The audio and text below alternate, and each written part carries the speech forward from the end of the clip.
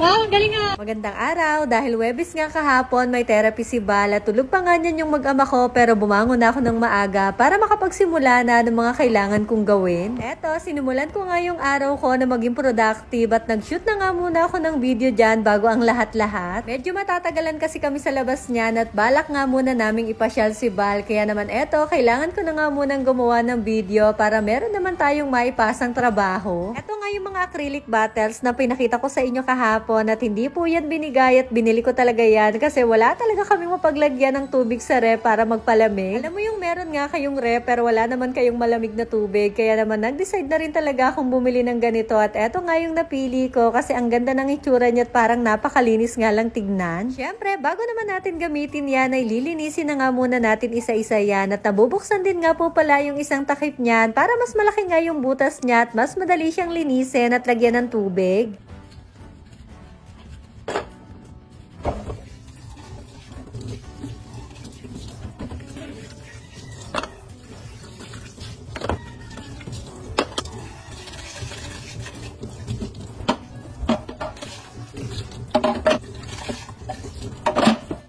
Peraso na nga pala yung binili ko at 1,000 ml na nga kada isa para madami-dami na rin ako mai-stock sa rep at para na rin kapag wala na rin kaming grocery kahit papano ay meron pa rin siyang laman kahit tubig lang. Fast forward, pagkatapos nga lang namin mag-ayos at kumain, na hinatid na nga namin si Bal dito sa center na pinapasukan niya at ang pinapasok niya pala every Thursday ay speech therapy. Anyway, 1 hour lang pala kada therapy niya na medyo mabigat din sa bulsa pero sobrang worth it naman kasi ang laki na rin talaga ng naging improvement niya simula nga nung pinatherapy namin siya. Yung tipong daig mo pa yung nagpapaaral ng kolehiyo kasi per hour nga yung bayad dun sa therapy niya pero sabi nga ni tatay, kakayanin at kakayanin natin yan. Pagkatapos nga dun sa therapy ni Bal, dumiretso na nga kami dito sa mall para makabili na nga nitong salamin kasi pinipilit na rin talaga ako ni tatay na magpalit na kasi palagi na nga rin talagang sumasakit yung ulo ko. Siguro napapansin niya kapag masakit nga yung ulo ko ay pati nga siya ay nadadamay kaya naman eto, pinilit na rin talaga ako magpagawa.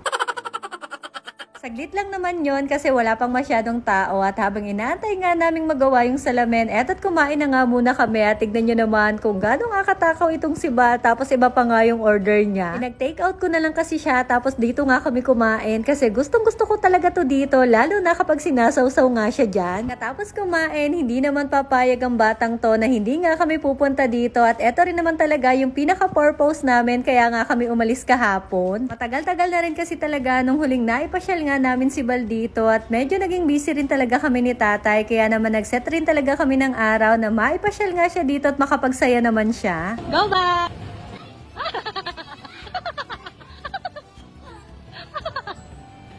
Nasa gilid!